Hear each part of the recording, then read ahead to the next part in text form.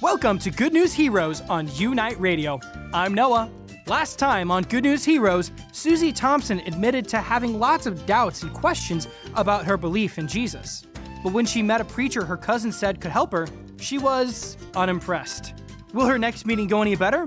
Let's join Piper, Logan, and Uncle Mike to find out. Ooh, is it Uncle Mike? No, it's my friend Rachel. Oh, man. Hi, Rachel. Yeah, I don't mind moving book club to Thursday. Uncle Mike promised he would call tonight with more of Susie's story. Oh, be patient. I'll switch over if he calls. Just let me talk. Of course I can bring my mini cheesecakes. Should I bring chocolate or strawberry sauce to put on top? Huh?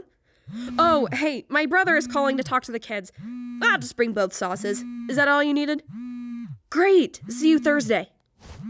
Hi, Mike. Hey, Uncle Mike. Hi, Uncle Mike. Hey, kids. What happened during your next visit with Charles Spurgeon? Did he answer all of her questions? You're right to the point, I see. We've been waiting all day. Oh, I've got my notebook ready to take notes for the show and tell at Kids Church this Sunday. All right.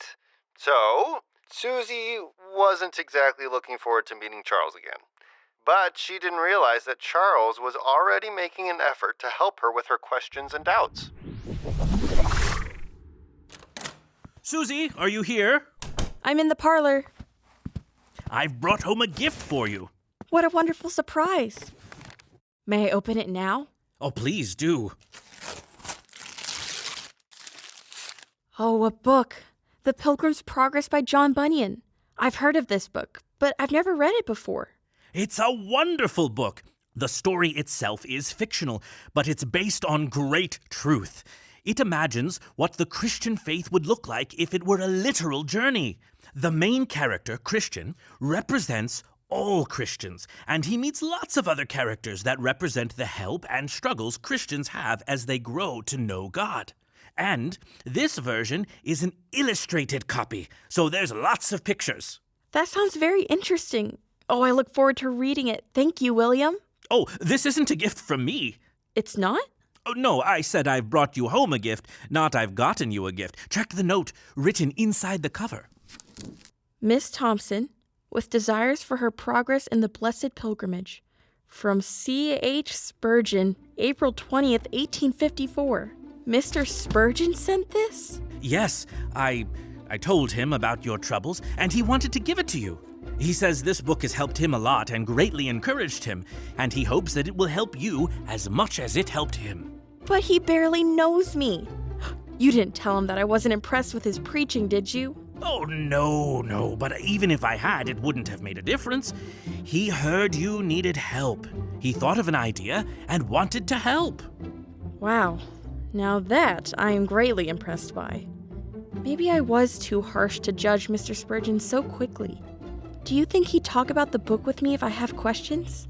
When does he leave town? I'm sure he would love to talk about it, but there's no need to rush. New Park Street Chapel has offered him the job of pastor, and he has accepted. You're welcome to continue your visit as long as you'd like. And turns out Charles was right. Susie loved the Pilgrim's Progress, and it helped her a lot. The story gave her a much better understanding of the gospel and how God helps Christians to grow through good and bad times. Did Susie and Charles get to talk about it together when he visited her cousin's house? They did. In fact, Charles became a regular visitor to William and Susannah Olney's home. Susie often visited as well, so she and Charles talked a lot. Soon they considered each other good friends. Just friends. Well, 2 months later, Charles, Susie, and other friends from their church were attending the grand opening of a beautiful glass building in London known as the Crystal Palace. It was built for a big museum exhibition, but now it had a permanent home in London. While a new beginning was coming for the Crystal Palace, Charles was hoping his relationship with Susie would have a new beginning. Oh, how much longer until they open it? I can't wait to see it from the inside. It looks like it'll be a little longer before the ceremony, and this line is quite long. I'll wait as long as I need to. This is so exciting. It certainly is. Look, William, there's our friends from the other side of London. They've come all this way. It's been so long since we've seen them. Let's go say hello. Oh, yes, let's. Charles, Susie, we'll be right back. Well, looks like we've got plenty of time on our hands. What should we talk about while we wait? Books? Your latest sermon idea? The Crystal Palace? Actually, there's something else I've been wanting to talk to you about. Oh? I have a poem for you written by a man named Martin Tupper. Would you read the underlined sections, please? Of course. Let's see, it's called On Marriage. Seek a good wife of thy God, for she is the best gift of his providence. Yet ask not in bold confidence that which he hath not promised. Thou knowest not his good will.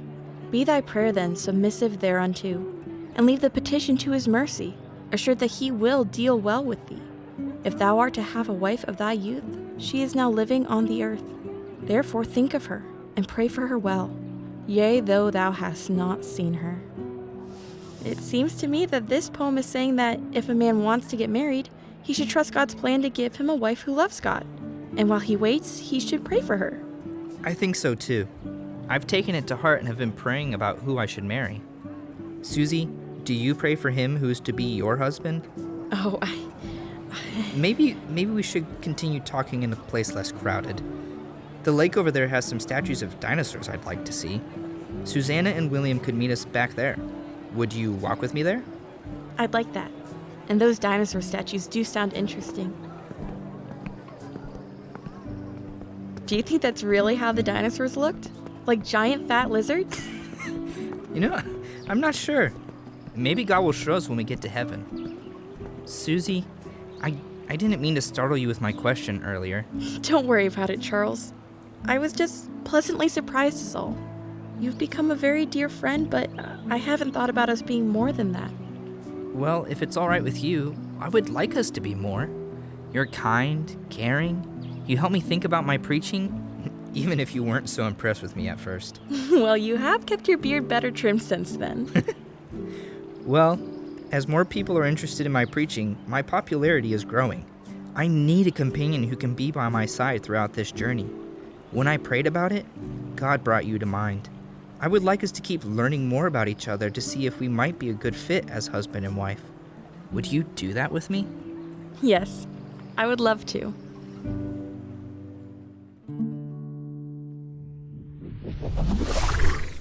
So Charles and Susie started dating. It's been a long time since we've had a good romance story. What was dating like back then? It was a little different than today. Back then, a man and woman only started dating if they were serious about getting married, and their time dating was a lot shorter. Nowadays, a couple we know might date for a year or two before getting married. But in Charles and Susie's day, dating could last from a few weeks to 9 months. That's a super short time. I don't think it's that short. Dad proposed to me after 6 months of dating. Really? I want to hear that story, but right now let's keep talking about Susie. How long did she and Charles date? About 2 months. On August 2nd, 1854, Charles proposed and Susie said yes. However, their engagement lasted a lot longer. They were engaged for a little over a year and a half. If they knew they were going to get married, why did it take so long for the wedding? A couple reasons. Charles's fame was quickly rising, and he had a lot of opportunities to travel and preach. And if Susie was going to be Charles's wife, she needed to officially become a member of their church, which took a lot longer than it does today. That's so long to wait. Sometimes the wait was hard on Susie, but she knew that God had a plan for her and for Charles. Part of that plan meant Susie would have to trust God to be patient and help Charles while he was working. It was a good opportunity for both of them to learn to rely on God. But finally, on January 8th, 1856, Charles and Susie were married. That year was one of big changes for the Spurgeons. They traveled together all over Great Britain and Europe as Charles preached to different crowds. In addition to that, Charles was still a pastor full-time. By fall, the Spurgeons welcomed a new big change into their family. Susannah, William, welcome, welcome. Please come in. Where's my dear Susie? She's upstairs, but please be quiet. Baby Thomas is sleeping.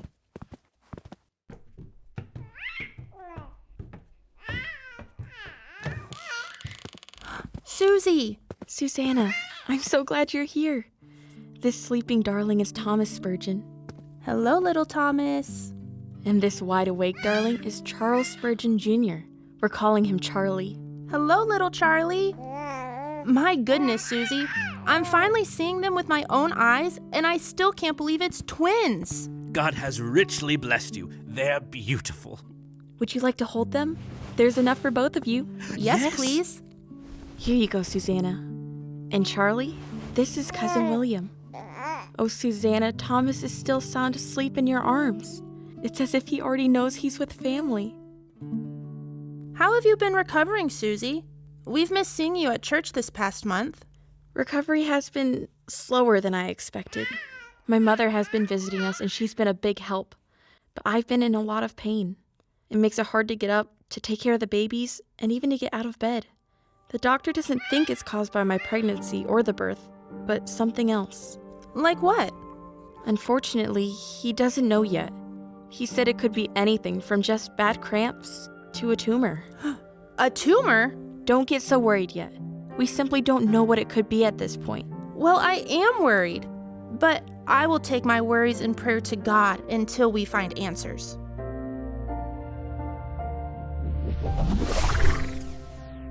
Oh no!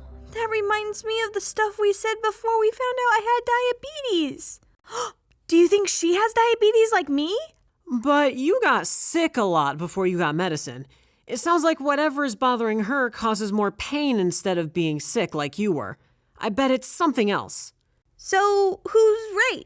For that, I'm gonna have to find out so I can tell you next time. You're doing this on purpose so we can convince you to tell us more, aren't you? Logan, how dare you accuse me of something I would clearly do? What's wrong with Susie? Will she be able to find answers? Tune in next time to Good News Heroes to find out. And while you're waiting for the next episode, check out our videos on U-Nite TV. A link to U-Nite TV and all of our free videos is in the description.